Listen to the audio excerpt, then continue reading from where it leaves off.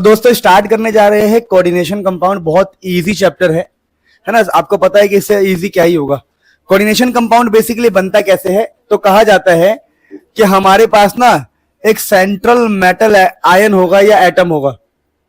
Centre में एक metal होगा, मेटल सपोज करो मेटल का मतलब है एम, और मेटल आमतौर पर पॉजिटिव होगा और उसके आसपास फिर नेगेटिव पार्टिकल्स होंगे या फिर ऐसे चीजें होंगी जिसके पास इलेक्ट्रॉन होता है। इलेक्ट्रॉन, इसको हम न्यूट्रल कहते हैं, न्यूट्रल।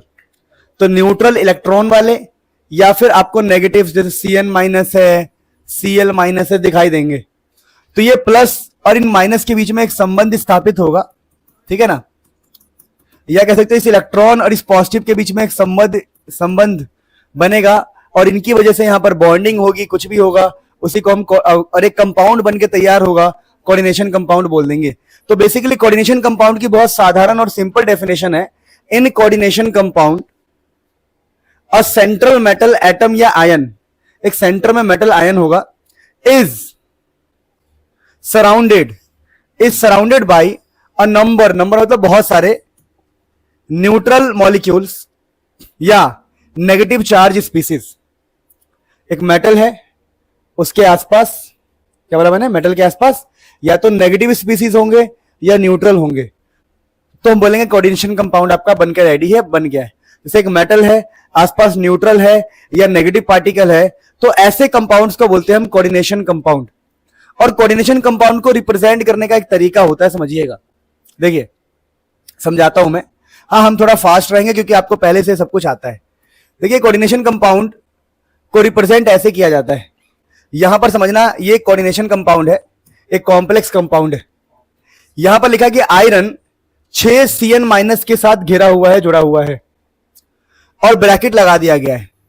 तो इस ब्रैकेट तक ही आपको मतलब रखना है बस। इसके बाहर ये काउंटर आयन है, साइड है, ऐसे फालतू है। ये मेन आपका ब्रैकेट तक ही है कि एक आयरन है सेंट्रल मेटल एटम, उससे 6 Cn माइनस घेरे हुए हैं। और कहानी ध्यान रखना, ये जो ब्रैकेट आपने बनाया है इसको कोऑर्डिनेशन स्फीयर या एंटिटी कहते हैं। कोऑर्डिनेशन स्फीयर या फिर एंटिटी कहते हैं। तो कहानी क्या है, और बाहर जो फालतू में रहते हैं उसको बोलते हैं हम काउंटर आयन। तो कहानी क्या है, कोऑर्डिनेशन कंपाउंड को हम ऐसे रिप्रेजेंट करने वाले हैं, ये सेंट्रल मेटल एटम और ये नेगेटिव 6 घिरे हुए, और जितने स्पीसीज सेंट्रल मेटल एटम के आसपास होते हैं, सेंट्रल मेटल एटम को घेरे हुए इलेक्ट्रॉन देने वाले जो लोग हैं, जो नेगेटिव स्पीसीज है, उनका नाम होता है लीगेंड। तो यहां पर 6 Cn है, यानी 6 लीगेंड्स है, 6 लीगेंड्स यहां पर प्रेजेंट। यानी कि मैं कहता हूं भैया कोई मेटल है पॉजिटिव, उसके आसपास कितने बंदे हैं जो इलेक्ट्रॉन दे सकते हैं, बॉन्डिंग कर सकते हैं, उसको हम लीगेंड कहते हैं। अब कहानी क्या है दोस्तों, कि इसको हम सेंट्रल मेटल एटम कहते हैं, इसको लीगेंड कहते हैं, इसको काउंटर आयन कहते हैं, और इसको हम कोऑर्डिनेशन स्फीयर या एंटिटी कहते हैं। तो इस प्रकार से हमने बेसिक बातों को समझना स्टार्ट कर दिया है। अब यहां पर एक और बेसिक बात है, कोऑर्डिनेशन नंबर। एक वर्ड आपके मन में आएगा हमेशा, कोऑर्डिनेशन नंबर। जैसे इस वाले क्वेश्चन के लिए हमने कहा है कोऑर्डिनेशन नंबर 6 है, क्योंकि यहां पर ना 6 Cn माइनस है जो इलेक्ट्रॉन दे सकता है। तो कोऑर्डिनेशन नंबर क्या होता है, कोऑर्डिनेशन नंबर होता है number of ligands, number of कितने लीगेंड्स है उसके अंदर, number of ligand attach to central metal atom. अच्छा, यहां पर नंबर ऑफ लीगेंड्स का मतलब मेरा यहां पर क्या है, अगर बहुत प्रिसाइज हो तो कितने लोग हैं जो उसके आसपास है जो इलेक्ट्रॉन देने के लिए रेडी है, वो कोऑर्डिनेशन नंबर है। कोऑर्डिनेशन नंबर का मतलब होता है कि सेंट्रल मेटल एटम को कितने लोग घेर के खड़े हैं इलेक्ट्रॉन देने के लिए। तो 6 लोग खड़े थे, इससे कोऑर्डिनेशन नंबर क्या आया, 6। हो सकता है 3 हो सकता है 4 हो सकता है 25 हो सकता है 50 हो, ये कोऑर्डिनेशन नंबर कुछ भी हो सकता है, 8 हो सकता है। अलग अलग कोऑर्डिनेशन नंबर सिर्फ इस चैप्टर में नहीं है, कोऑर्डिनेशन नंबर कहीं भी हो सकता है, किसी भी चैप्टर में हो सकता है। कोऑर्डिनेशन नंबर का बेसिक मतलब होता है कि आसपास घेरा कितने लोगों ने। जैसे मेरे आसपास अब 50 लोग हो, तुम बोलूंगा कोऑर्डिनेशन नंबर मेरा 50 है, मेरे आसपास 50 लोग हैं, ठीक है। अब कहानी समझ में आया नहीं आया, तो आपने समझा भैया कोऑर्डिनेशन नंबर किसे कहते हैं, नंबर ऑफ लीगेंड्स जो इलेक्ट्रॉन देने के लिए तत्पर है। तत्पर मतलब आतुर है, आतुर मतलब देने के लिए तड़प रहा है देने के लिए, क्या बात है, जरा ध्यान दो। कोऑर्डिनेशन पॉलीहेड्रॉन, कोऑर्डिनेशन पॉलीहेड्रॉन किसे कहेंगे कि भैया अरेंजमेंट कैसी है। जैसे मैंने कहा देखो ये आयरन है Cl Cl Cl, ये सारे Cl अरेंज्ड कैसे है, अरेंजमेंट कैसी है, उसी को बोलते हैं हम कोऑर्डिनेशन पॉलीहेड्रॉन। जैसे अरेंजमेंट आपकी हो सकती है ऑक्टाहेड्रल, टेट्राहेड्रल। टेट्राहेड्रल कैसा होता है, ऐसा होता है, ये टेट्राहेड्रल है। ऑक्टाहेड्रल कैसा होता है, ऐसा होता है, 6 वाला, 1 2 3 4 5 6। मान लो यहां Cl है, यहां Cl है, यहां Cl है, यहां Cl है, यहां Cl है, यहां Cl है, तो इस अरेंजमेंट को कहते हैं ऑक्टाहेड्रल, इसको टेट्राहेड्रल। यानी कि कोऑर्डिनेशन पॉलीहेड्रॉन से मेरा मतलब है द स्पेशियल, मतलब 3D, 3 डायमेंशन, चारों दिशाओं, पांचों दिशाओं में अरेंजमेंट ऑफ लीगेंड, लीगेंड्स कैसे कैसे अरेंज हुए हैं, उसको कोऑर्डिनेशन पॉलीहेड्रॉन कहते हैं। अच्छा, तुम कहोगे बहुत आगे बढ़ गए साहब, आप तो बहुत आगे बढ़ गए। ऐसी कोई बात नहीं है, समझ में आई नहीं आई, आगो, बहुत बढ़िया, फिर आगे बढ़ते हैं। प्यारे बच्चों, अपने स्कूल का नाम कमेंट में ज़रूर लिखें ताकि मैं आपके स्कूल के क्वेश्चंस पेपर को निकालूं और उन्हीं क्वेश्चंस को कराऊं, ताकि जब आप पेपर में बैठो तो देखो अरे वाह सेम सेम क्वेश्चन, मज़ा आ जाएगा आपको, है ना। तो स्कूल का नाम कमेंट पे ज़रूर लिखें, मुझे पता होना चाहिए आप कौन से स्टेट से देख रहे हो और क्या है आपके स्कूल का नाम। उसी हिसाब से फिर मैं अपने लेक्चर्स को तैयार करूँगा। प्लीज़ अपना स्टेट का नाम, अपना स्कूल नेम ज़रूर लिखें, अपना नाम ज़रूर लिखना, ठीक है। स्टार्ट कर रहे हैं वर्ड से, वर्ड है लीगेंड। अब तुम बोलोगे लीगेंड क्या होता है, सोचो, लीगेंड, सोचो सोचो सोचो। Ligand is who donates electrons to central metal atom, जो इलेक्ट्रॉन देने के लिए आतुर है। क्या है, को क्या कह रहा था, इलेक्ट्रॉन देने के लिए तड़प रहा है, इलेक्ट्रॉन देने के लिए एकदम इच्छुक है, इच्छुक। हिंदी वर्ड्स मुझे बड़े आ गए, मुझे ना हिंदी बड़ा पसंद था, मैं हिंदी मीडियम से पढ़ा हुआ था, तो मुझे हिंदी बहुत तगड़ी आती है, बहुत खतरनाक खतरनाक वर्ड्स आते हैं मुझे, ठीक है। क्या कह रहे हो, तो who donates electrons to central metal atom. चलो, अब ये तो समझ गए कि लीगेंड जो इलेक्ट्रॉन देता है। अब है डेंसिटी। डेंसिटी का मतलब है number of donor atom in a ligand. एक लीगेंड के अंदर कितने डोनर एटम्स है। जैसे मैं आपसे कहता हूं कि मैंने कहा भैया NH3 है, डोनर साइड्स का मतलब अभी समझा रहा हूं, देखो, और यहां पर ये आयरन है, तो इसने कहा लो भैया एक नाइट्रोजन नाम का बंदा है जो कह रहा है मैं इलेक्ट्रॉन दे सकता हूं। मैंने कहा ठीक है, तो देने की कैपेसिटी, ये जो अमोनिया मॉलिक्यूल है उसकी देने की कैपेसिटी का मतलब है डेंसिटी। डेंसिटी इसकी 1 होगी। डेंसिटी का मतलब है देने की कैपेसिटी। देखो, density number of donor atom, कितने एटम से ये दे रहा है, दैट इज डेंसिटी। तो डेंसिटी का मतलब है कितने एटम से वो दे रहा है। अब मैं कहता हूं कि भैया अलग कुछ खेल हो जाए, मान लो यहां पॉजिटिव है, यहां NH2 CH2 CH2 NH2, यहां देखो यहां 2 N है एक साथ देने के लिए, क्या बात। तो इसकी डेंसिटी कितनी हो गई, 2, क्योंकि एक ही, समझ रहे हो, एक ही मॉलिक्यूल के अंदर 2 बंदे देने के लिए रेडी, तो डेंसिटी कितनी हो गई, 2। तो डेंसिटी का मतलब है नंबर ऑफ डोनर साइट्स। यहां वर्ड्स हम साइट्स भी यूज करते हैं, नंबर ऑफ डोनर साइट्स, कितने साइट्स है देने के लिए।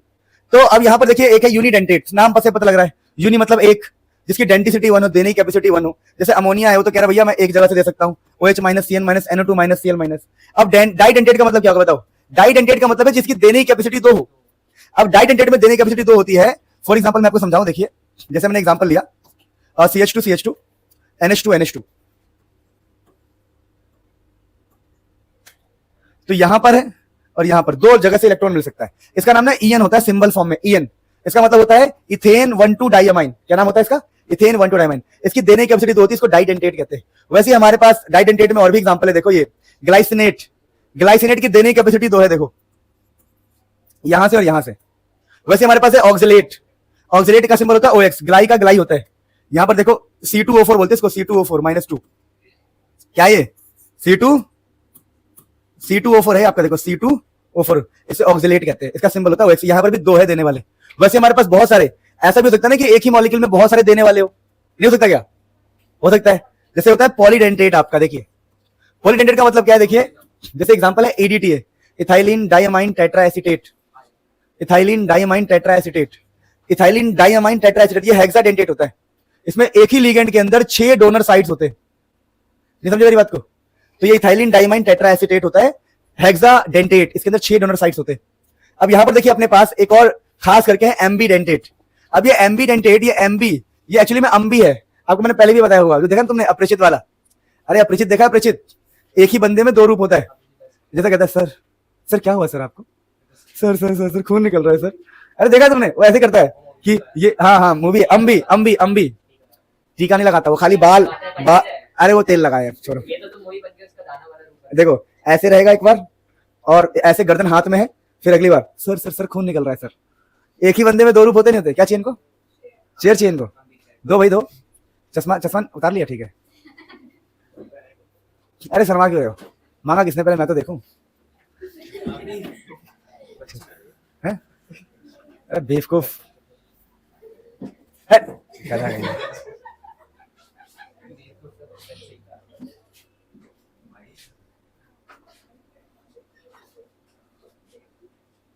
गधा है यार तू, सच है।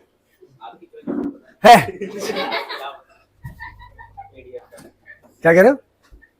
क्या क्या क्या? भाई इसको बोलो कम बोला करे, बेवकूफ कहीं का। छोड़ो यार, 12 का बाद में रहता है, इसको क्या बताऊं मैं। सुनो,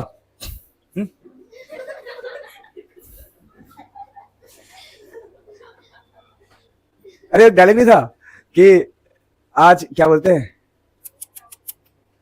छोड़ो छोड़ो, मैं कहाँ जाऊं, तुम लोग मुझे वो कर दोगे।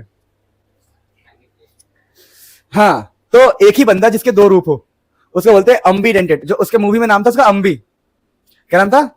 तो मूवी के आने के बाद ये कॉन्सेप्ट आया है, मजाक कर रहा है, ऐसा नहीं है।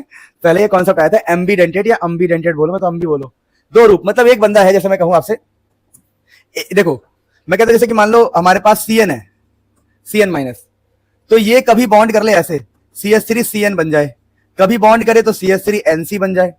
हमने पूछ ली भाई, हमने कह दी भैया ऐसा क्यों कर रहे हो तुम, तो ये बंदा कह रहा भाई मैं हूं एम्बीडेंटेड, कभी मैं C से बॉन्डिंग करूं, कभी मैं N से बॉन्डिंग करूं, लेकिन एक बार में एक से ही बॉन्डिंग करूं, एक बार में एक से बॉन्डिंग करेगा, इसलिए इसका नाम तो मोनोडेंटेट है। पर monodentate ligand which can coordinate through more than one site, एक से अधिक उनके साइट्स हो, समझे? एक टाइम पर एक, पर एक से अधिक कैसे? जैसे इस हाथ से मैंने प्रसाद दे दिया, इस हाथ से देते ही नहीं है, सॉरी एग्जांपल गलत हो गया। इस अच्छा ये वाला प्रसाद तो दोनों हाथ से दे सकते हैं ना, ये वाला, ठीक है। तो इस हाथ से ये इधर मार दिया, फिर कभी मन किया इस हाथ से पिटाई कर दी, वही वाली बात है, पर एक टाइम पर एक। तो इसको बोलते हैं एम्बीडेंटेट। और रीड करो फिर आगे बढ़ते हैं। प्यारे बच्चों, Munil sir maths, Munil sir chemistry, Munil sir physics, Munil talks, ये सारे चैनल पे फ्री लेक्चर्स, फ्री भाई साहब live lectures, numerical series, question series और बहुत कुछ आ रहा है। फ्री मैराथन आने वाला है, और मैराथन आ भी चुका है केमिस्ट्री का, फिजिक्स का, मैथ्स का। जाके एक बार चेक करो और फ्री क्वालिटी एजुकेशन का आनंद लीजिए, है ना।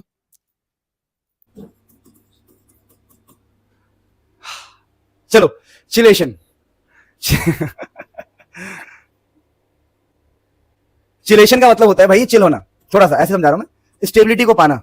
ये कॉन्सेप्ट है जिसमें ना कॉम्प्लेक्स स्टेबल हो जाते हैं। कैसे समझा रहा हूं, बड़ा आसान है। देखो मैं कहता हूं कि यार कहीं पर आयरन है, आयरन इलेक्ट्रॉन का भूखा है, ठीक है, और उसको NH3 दिखाई दिया।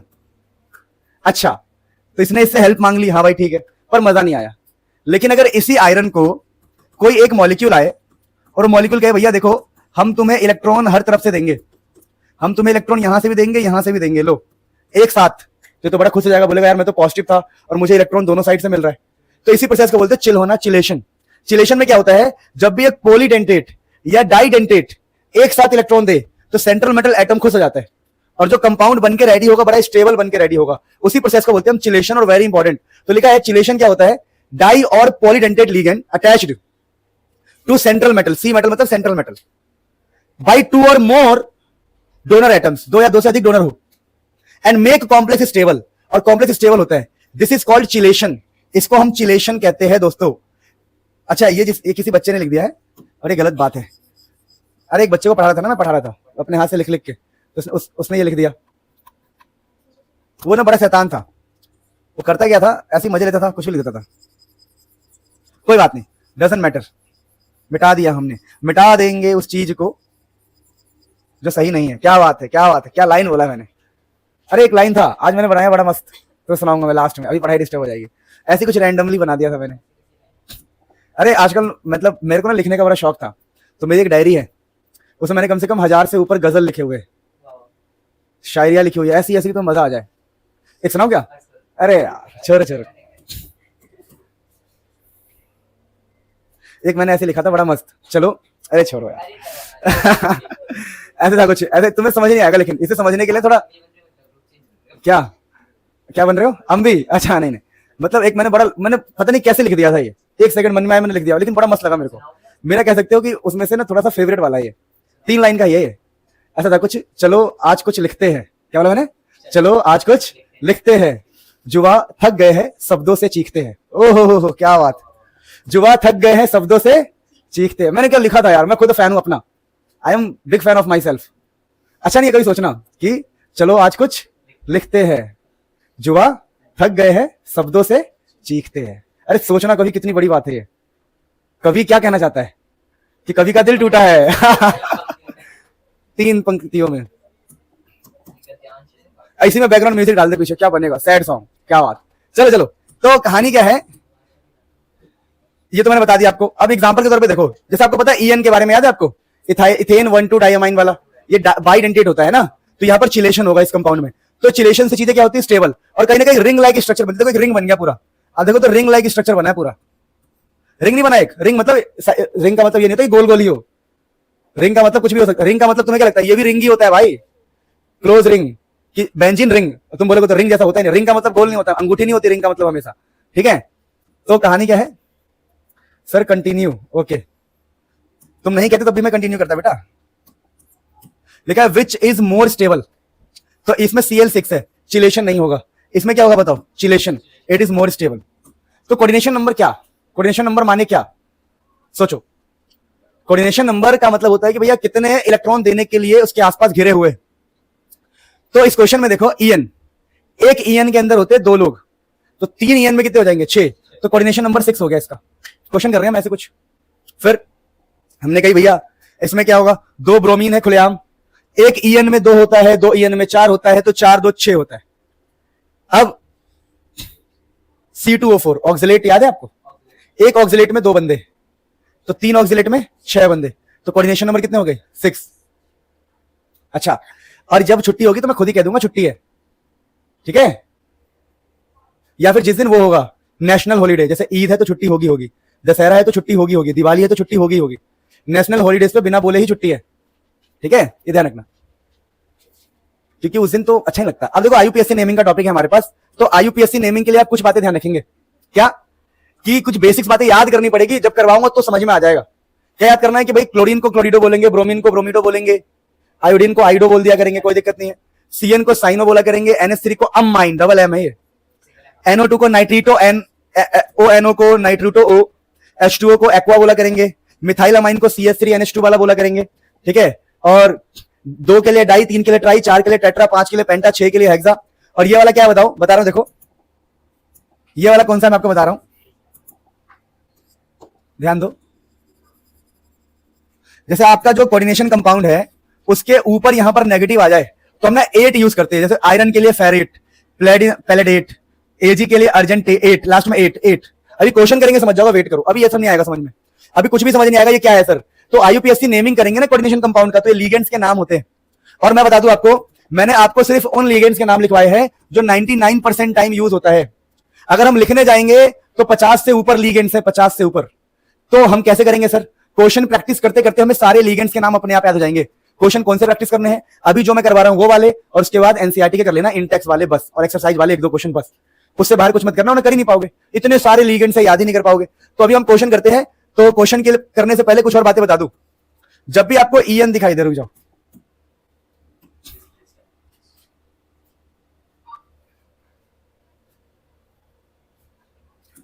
जब आपको ईएन दिखाई दे, ईएन, तो ईएन के लिए डाई की जगह पर बिस यूज करेंगे और ट्राई की जगह पर ट्रिस यूज करेंगे, ध्यान रखना, ठीक है ना। ईएन जब भी दिखाई दे तो ये नियम से कुछ याद करने पड़ते हैं। ये मतलब ऐसा तो है नहीं कि मुझे भगवान ने कहा कि बच्चों को स्पेशल बताओ कि इसका नाम एमाइन रख देना, इसका नाम एक्वा रख देना, नहीं ना, किताबों में है नहीं। तो जो रूल्स है वो रूल्स है, रूल्स को फॉलो करना पड़ता है। अरे समझ में आ जाएगा, जब क्वेश्चन करेंगे तो अपने आप समझ आएगा ये बिस क्या है, ट्रिस क्या है, ये 8 क्या है, नेगेटिव क्या है, तो क्वेश्चन करने पाएगा समझ में। अभी बस अब लगाएंगे तो समझ में आएगा। ट्रिक ये रहा, ट्रिक ये है कि साइड वाले को साइड में लिखना है। देखो इस साइड वाले को इस साइड ही लिखो, इस साइड वाले को इस साइड ही लिखो, मतलब ब्रैकेट के साइड वालों को साइड में लिखना है। और अंदर का नियम क्या रहेगा? अंदर का नियम ये रहेगा कि पहले आपको लीगेंड्स के नाम लिखने, सुनो, पहले लीगेंड्स के नाम लिखने, फिर मेटल के नाम लिखने। अब मैं आपको समझा रहा हूं बड़े प्यार से। यहां पर एक क्वेश्चन लिखा हुआ है, क्वेश्चन को देखो। क्वेश्चन लिखा हुआ है CONH3 5 Cl ब्रैकेट Cl2, तो ये मेरा ब्रैकेट है, ध्यान देना बढ़िया से, ये मेरा, अरे यार ये मेरा ब्रैकेट है, तो मुझे ब्रैकेट वाले को ही सॉल्व करना होता है। साइड में कौन है, साइड में क्लोरीन है, तो लास्ट में मैं क्लोरीन बाहर में जाए, हमें पहले लीगेंड और मेटल सॉल्व करना है, तो पहले लीगेंड के नाम लिखने होते हैं। तो लीगेंड यहां पर NH3 और Cl है। अब मैं अल्फाबेट के हिसाब से देखूंगा, ये अमाइन और ये क्या है, क्लोरिडो, तो पहले मैं अमाइन लिखूंगा 5 बार, तो बोलूंगा भैया पेंटा अमाइन, देखना मेरी बात ध्यान से। तो मैंने लिख दिया यहां पर, देखो पहले लीगेंड, सुनता हूं दोबारा बोल रहा हूं, पहले लीगेंड लिखना है फिर मेटल, तो लीगेंड इन दोनों में से नाम लिखना है, तो पेंटा अमाइन लिख दिया और फिर क्लोरिडो लिख दिया। तो लीगेंड डन, लीगेंड के जस्ट बाद मेटल लिखना है, तो मेटल में है कोबाल्ट, क्या है कोबाल्ट, तो मैंने कोबाल्ट लिख दिया। ठीक है, तो मैं दोबारा बोल रहा हूं, ध्यान देना, अभी बताऊंगा और चीजें। तो सबसे पहले लीगेंड लिखो फिर मेटल लिखो, और जो साइड में उसको साइड में लिख दो। तो हमारे बाई चांस इस साइड में कुछ भी नहीं था, लेकिन ब्रैकेट के इस साइड क्या है बताओ, क्लोरीन, तो मैंने क्लोराइड लिख दिया, कोई दिक्कत नहीं है। अब तुम बोलोगे सर कोबाल्ट जो है, कोबाल्ट जो मेटल है, मेटल के बगल में ब्रैकेट में क्या है, तो जस्ट मेटल लिखने के बाद ना आपको ऑक्सीडेशन नंबर लिखना होता है, और ऑक्सीडेशन नंबर निकालने का पहला स्टेप क्या है कि आप देखो कि बाहर क्या है, Cl2, तो अगर मुझे बताओ, मैं ऐसे बोलूं कि यहां पर Na और यहां पर Cl है, तो एक Cl माइनस, तो यहां पर एक प्लस आएगा। वैसे अगर बाहर 2 Cl है, तो यहां पर प्लस का 2 मतलब 2 Cl माइनस है ना, तो यहां पर क्या होगा, प्लस का 2। फिर आप क्या करोगे, आप बोलोगे देखो भैया इसका ऑक्सीडेशन नंबर निकालने के लिए आपने 11th में पढ़ा है, एक्स माना, अमोनिया न्यूट्रल होता है 0, क्लोरीन -1 होता है, इक्वल टू में आपको लिखना है इस ब्रैकेट के ऊपर का साइन, जो कि क्या है बताओ, +2, तो एक्स आएगा +3। इसी को ऑक्सीडेशन नंबर कहेंगे, और आपको हमेशा मेटल का ऑक्सीडेशन नंबर भी साथ में लिखना है। यानी नियम क्या है, ligand, metal, oxidation number side वाले साइड में। अगर मैं एक और क्वेश्चन लूंगा तो आपका दर्द थोड़ा खत्म होगा, रुको, लेट मी फिनिश योर दर्द। क्या है वो देखो, हरे कृष्णा कृष्ण कृष्ण हरे। सुनो ये रहा, ध्यान दो, अगर मैं इस क्वेश्चन को लिखूं तो सबसे पहला नियम क्या है, लीगेंड, तो लीगेंड हमारे पास नाइट्रीटो N और अमाइन, तो पहले अमाइन लिखूंगा, ट्राई अमाइन, कौन सा अमाइन है ये, ट्राई अमाइन, फिर नाइट्रीटो N, कितनी बार, 3 बार, tri nitrito N, ligand done दोनों। अब मेटल, तो मेटल है कोबाल्ट, अब ऑक्सीडेशन नंबर कैसे निकालेंगे, X, देखो लिखता हूं मैं, X NO2 के ऊपर -1 होता है, तो 3 अमोनिया होता है न्यूट्रल, और ब्रैकेट के बाहर कुछ भी नहीं है, 0, तो X = 3, तो 3 को रोमन काउंटिंग में लिख दिया। वैसे देखो अगर मुझे मान लो इसका नाम लिखना है, तो पहले ये बताओ, पिछला वाला समझ में आ गया कि पहले ligand, metal, oxidation number side वाले साइड में। अब ये वाला क्वेश्चन इंटरेस्टिंग है, कैसे इंटरेस्टिंग है देखो, अगर मैं आपसे बोलूं कि अगर ये हमारा पोटेशियम है, पोटेशियम पॉजिटिव होता है K+, Na+, तो अगर ये 3 प्लस है तो यहां पर क्या आएगा बताओ, -3। तो अब समझना मेरी बात, सबसे पहले हम क्या लिखते हैं, साइड वाला साइड में, तो ब्रैकेट के साइड में कौन है, पोटेशियम, तो पोटेशियम लिखा हुआ है, दिख रहा है आपको। अब ये आपका ब्रैकेट वाला पार्ट है, तो ब्रैकेट वाले पार्ट में हम कैसे गेम खेलते हैं बताओ, सबसे पहले क्या लिखते हैं, लीगेंड, तो हेक्सासाइनो। अब इसका नाम पड़ जाएगा फेर8, क्योंकि आपके ब्रैकेट के बाहर माइनस आ गया, और यही हमारा नियम था लास्ट वाला। हमारा नियम क्या था, अगर मेटल इधर लिखा हो, मेटल क्या लिखा हो, और ब्रैकेट हो गया हो, और ऊपर क्या आ जाए, माइनस, तो आपको ये वर्ड यूज करना था 8, पहला डेट, अर्जेंटेट, औरत, औरत,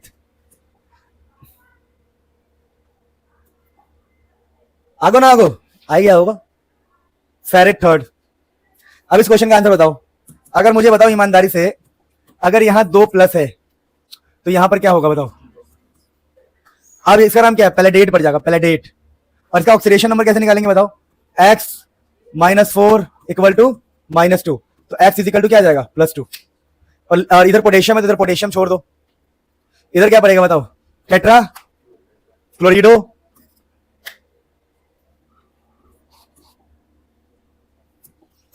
खुद कर लेना है सारे, हो जाएगा अब तुमसे। अच्छा देखो यहां पर माइनस है ना, माइनस, तो आयन वर्ड यूज करते हैं, जब अगल बगल कुछ भी ना हो और ऑटोमेटिक माइनस दिया हो तो उसको आयन बोलते हैं। जैसे मैं बोला सोडियम, और Na+ क्या देता है, सोडियम आयन, तो ध्यान रखना, ठीक है ना। जैसे कि यहां पर देखो हमें ऑटोमेटिक यहां माइनस दिया है, तो हम बोलेंगे देखो भैया डाई साइनो अर्जेंटेट, क्योंकि माइनस का मतलब क्या जाएगा, अर्जेंटेट, और कुछ भी नहीं है तो हम आयन लगा देंगे, आयन, कि भैया ये आयन है, ये कोऑर्डिनेशन का आयन है। तो इस प्रकार से IUPAC नेम का हमने गेम बजाया। आप एक बार ये क्वेश्चन ट्राई करके देखो, ये 2-3 क्वेश्चन है, फिर हम आगे बढ़ते, ट्राई कर लो खुद से। सुनो ये देख लो, जैसे EN है, EN कितनी बार है, 3 बार, तो ट्राई नहीं ट्रिस यूज करेंगे, ये कह रहा था मैं, tris ethane 1,2 diamine, cobalt 3rd, और ऑटोमेटिक चार्ज है तो आयन बोलेंगे, और चार्ज न दिया हो तो आयन नहीं बोलते, वेरी इजी। तो tris ethane 1,2 diamine, cobalt 3rd ion, क्या बात, क्या बोलेंगे हम, क्या बात। देखिए स्टार्ट करने जा रहे हैं कोऑर्डिनेशन कंपाउंड में आइसोमरिज्म। आइसो, अब तुम बोलोगे सर आइसोमरिज्म क्या होता है, थोड़ा समझा दो बढ़िया से। देखो आप लोगों ने सुना होगा आइसोमरिज्म, बेसिकली आइसोमरिज्म या आइसोमर्स कॉन्सेप्ट ये होता है कि सेम फॉर्मूला अरेंजमेंट अलग। जैसे अभी मैं ऐसे खड़ा हूं, अगली बार मैं ऐसे खड़ा हूं, तो हम एक दूसरे के आइसोमर है, सेम हाइट, सेम हाथ, सेम गोराई, सेम हैंडसमनेस, सब कुछ सेम। क्या बात है।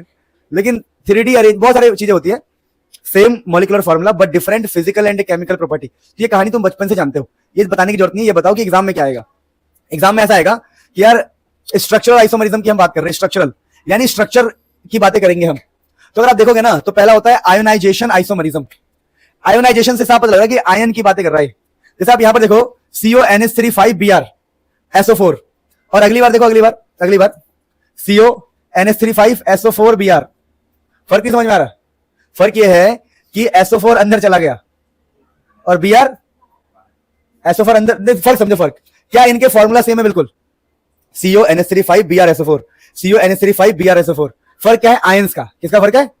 कि भैया यहां पर Br अंदर है, वहां पर Br बाहर है। तो जब भी आयंस का फर्क हो तो उसको बोलते हैं आयोनाइजेशन आइसोमरिज्म। तो एग्जाम में दे देंगे आपको दो मॉलिक्यूल, बोलेंगे बताओ कौन सा आइसोमरिज्म है, तुम बोलना अच्छा बेटा आयंस का फर्क है तो आयोनाइजेशन। फिर आता है सोलवेट या हाइड्रेट आइसोमरिज्म। इसमें क्या होता है, देखो यहां पर कितने पानी के मॉलिक्यूल है बताओ, 6। यहां कितने पानी के मॉलिक्यूल बताओ, 5। तो क्या फर्क हुआ होगा? फर्क यह हुआ है कि पहले यहां पर कितने क्लोरीन है, 3। अगर एक क्लोरीन को अंदर भेज देंगे तो एक पानी को बाहर निकालना पड़ जाएगा, और वही हुआ है। 3 क्लोरीन थे, एक अंदर चला गया, तो कितने बचे? 2। 6 पानी थे, एक बाहर आ गया। नहीं समझ में आया? मूर्ख हो गया? नहीं, बिल्कुल नहीं, बहुत लॉजिकल बात है। एक पानी बाहर गया, एक क्लोरीन अंदर आया। यानी जब भी पानी के मॉलिक्यूल में आपको चेंजेस दिखाई दे तो समझ जाना वहां पर कौन सा आइसोमरिज्म है, बताओ सोलवेट या फिर हाइड्रेट आइसोमरिज्म। अब यहां पर देखो लिंकेज आइसोमरिज्म, यहां पर लिंक का फर्क है। किसका फर्क है? लिंक। अगर आप देखोगे तो यहां पर NO2 दिख रहा है आपको, यानी यहां पर बॉन्डिंग नाइट्रोजन से हुई है। लेकिन अगली बार देखो क्या लिखा है, बताओ ONO, यानी यहां पर बॉन्डिंग किससे हुई है? O से। है एक्चुअली में ये भी NO2 है, एक्चुअली में ये भी NO2, लेकिन इस बार बॉन्ड हुआ है, पहले N लिखा है तो N से बॉन्ड हुआ है, और यहां बॉन्ड हुआ है O से। आई बात समझ में? क्या बात है, बहुत सुंदर बेटा। फिर अगला है कोऑर्डिनेशन आइसोमरिज्म। अब भैया कोऑर्डिनेशन आइसोमरिज्म में तुम खुद सोचो क्या होगा। कुछ होना ऐसा है कि देखो यहां पर COEN3 और CrCN6 है, अगली बार में CN यहां भाग जाएगा, EN यहां भाग जाएगा, लिगेंड्स की शिफ्टिंग हो गई है। देखो चेक करो, अरे चेक तो करो क्या हुआ है। देखो CO के पास EN है, CR के पास CN है, अब देखो CO के पास CN है, CR के पास EN है। समझ नहीं आ रहा? अरे देख के समझ में आएगा, बोल के समझ नहीं आएगा।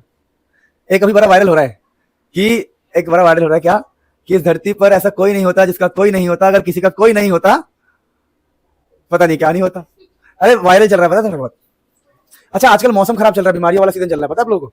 हर घर में कोई ना कोई बीमार है, देखना कभी तो संभल के। टाइफाइड और डेंगू बहुत फैल रहा है, पता है आप लोगों को? तो जब भी आपको फील हो कि आपको बुखार चढ़ रहा है उतर रहा है तो चेकअप करवा लेना। अब ध्यान दो यहां पर प्लीज, कोबाल्ट वाला क्या कह रहा था मैं, कि कोबाल्ट के पास EN है, अगली बार कोबाल्ट के पास CN है। कोऑर्डिनेशन आइसोमरिज्म, रियल लाइफ, ठीक, रियल लाइफ। आज आपके पास वो दोस्त है, कल आपके पास वो दोस्त होगा, और मैं दोस्त की बात ही नहीं कर रहा। क्या बात है, क्या बात। चलो ध्यान दो इधर, पार्टी मिलेगी पक्का, पहले ऑर्डर कर देते ना ताकि टाइम भी लगेगा। क्या जल्दी बताओ, एक टाइम लगेगा कम, जल्दी बताओ यार। पिज्जा और ठंडा ड्रिंक, अच्छा okay. Kosambi, hello. So today we are going to start stereo isomerism. यहां पर हमें ना बेसिकली ज्योमेट्रिकल आइसोमरिज्म की बात करनी है। ज्योमेट्रिकल मतलब ज्योमेट्री वाली बातें। जनरली आपको 2 टाइप का पढ़ना होता है ज्योमेट्रिकल में, पहला होता है आपका सिस और दूसरा होता है आपका ट्रांस। अब मैं सिस के बारे में आपको बताऊं तो सिस जैसे बोलते हैं 2 सिस्टर ऐसे करती है, ऐसे 2 बहनों को देखा ऐसे करते हुए, तो वही सिस में V बनेगा। सिस में क्या बनता है? V। और ट्रांस मतलब बिल्कुल सीधा, प्लेन, सपाट। ट्रांस नहीं समझे आप लोग? बिल्कुल सपाट हो, सीधा हो, बिल्कुल स्ट्रेट को बोलते हैं ट्रांस। अभी समझाऊंगा एग्जांपल के। अरे तुम हंस रहे हो यार, मैं उस तरफ नहीं जा रहा हूं, एक्चुअली मैं जा ही उस तरफ रहा हूं, समझो। क्या यार तुम भी यार हैं क्या। एग्जांपल दे रहा था, सिस और ट्रांस क्या होता है। मान लो मैं कहता हूं भाई मेरे पास PT है, अच्छा मैं सुनो, मेरी बात सुनो ध्यान से। मैंने कहा मेरे पास PT है, Cl2 है और NH3 है, तो मुझे ना इसका सिस बनाना है, सिस। तो सबसे देखो 4 के लिए आपको बनाना जनरली स्क्वायर प्लेनर बनने वाला है इसका, ठीक है ना? स्क्वायर प्लेनर ही बनता है जनरली। तो आमतौर पे बता रहा हूं मैं, अभी कोई परफेक्ट क्वेश्चन नहीं लिया मैंने, रफली क्वेश्चन लिया। तो कुछ नहीं करना, आपको स्क्वायर बनाना है प्लेन के अंदर, स्क्वायर प्लेन के अंदर स्क्वायर प्लेनर। बीच में आपका पीटी आएगा और 4 ऐसे बॉन्ड बना दोगे, 1 2 3 4। अच्छा, 4 बॉन्ड बना दोगे, इसके बाद कुछ नहीं करना। 2 सीएल है तो 2 सीएल को वी बनाना है, वी। तो यहां और यहां अगर मैं लगा दूं तो वी बन जाएगा ऑटोमेटिक। कई लोगों को वी दिख नहीं रहा होगा, दिख रहा है क्या? देखो दिख रहा है वी। ऐसे भी वी बन सकता है। कोई कहे कि भैया हमें ऐसे वी ना बनाना है, हमें ऐसे वी बनाना है, तो ऐसे भी वी बन सकता है। कैसे बताओ? देखो अभी भी तो वी बन रहा है ना, तो वी बनने का मतलब है सिस। अब ट्रांस कैसे बनाएंगे? चलो अब तो सीएल सीएल लगा दिया ना, बच क्या गए? बच गए आपके पास 2 सीएल लगा दिया हमने, 2 NH3 लगा दो, यहां कोई दिक्कत नहीं। तो ये आपका सिस बन गया। ट्रांस के लिए कुछ नहीं करना होता। अगर आपको ट्रांस वाला बनाना ट्रांस, तो ट्रांस बनाना स्ट्रेट लाइन बनना चाहिए। कैसे? मैंने कहा ये पीटी है, ये मेरा स्क्वायर है, 1 बॉन्ड 2 बॉन्ड 3 बॉन्ड 4 बॉन्ड। अब कुछ नहीं करना है, पीटी हो गया। अब ट्रांस के लिए कुछ नहीं, एक सीएल को यहां लगा दो, दूसरा सीएल यहां, तो बिल्कुल सपाट, बिल्कुल। तो ट्रांस हो गया। एक NH3 यहां, दूसरा NH3 यहां, तो ये भी क्या हो गया बताओ? ट्रांस हो गया। तो बहुत सिंपल भाषा में अगर मैं आपको समझाऊं, ट्रांस के लिए ऐसा सिचुएशन बन जाए स्ट्रेट, और सिस के लिए ये कोई दिक्कत तो नहीं है। तो ट्रांस और सिस बना लोगे किसी का भी, बहुत आसान होता है, ठीक है ना। अब जब हम ट्रांस और सिस पढ़ लेते हैं तो ज्योमेट्रिकल आइसोमर में ट्रांस एंड सिस ही होता है।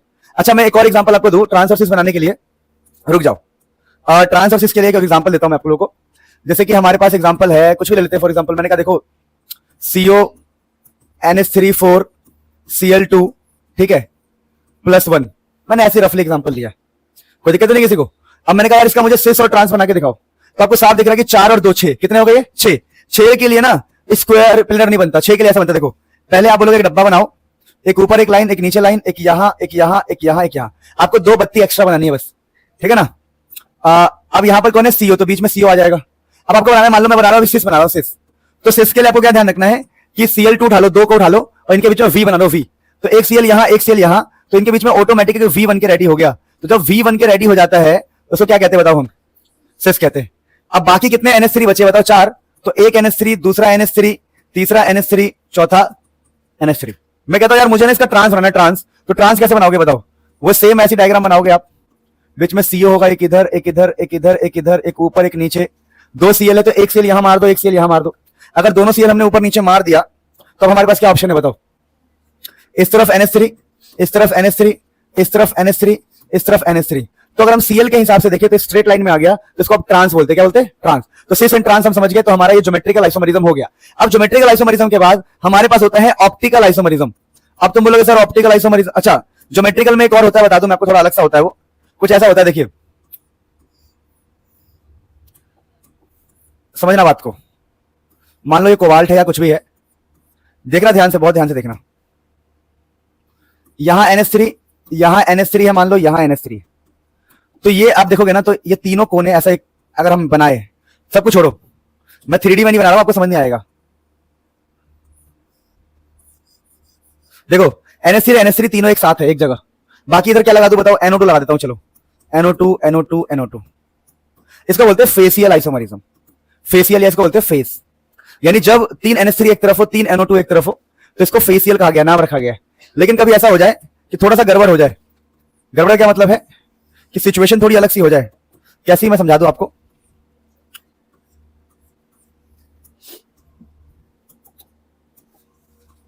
मान लो CO है और हमारे पास एक NO2 यहां है, मान लो एक NO2 यहां है और एक इधर हो गया, मान लो।